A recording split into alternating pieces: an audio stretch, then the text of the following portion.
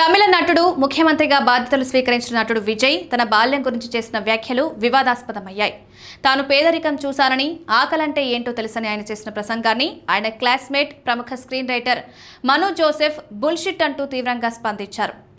విజయ్ 3వ తరగతిలో నా క్లాస్మేట్. మేమిద్దరం చెన్నైలోని సుప్రసిద్ధ లయోలా స్కూల్లో చదువుకున్నాం.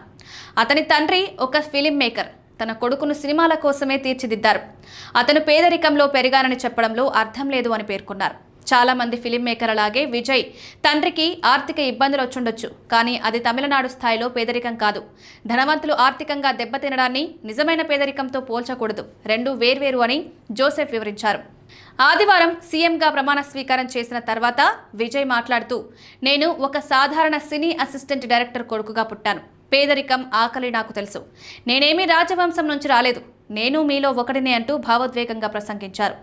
విజయ్ తండ్రి చంద్రశేఖర్ 1974 వరకు అసిస్టెంట్ డైరెక్టర్గా పనిచేసి 78లో దర్శకుడిగా మారారు. విజయ్ తన తండ్రి దర్శకత్వంలోనే బాలనటుడిగా, ఆ తర్వాత హీరోగా తెరంగేట్రం చేశారు.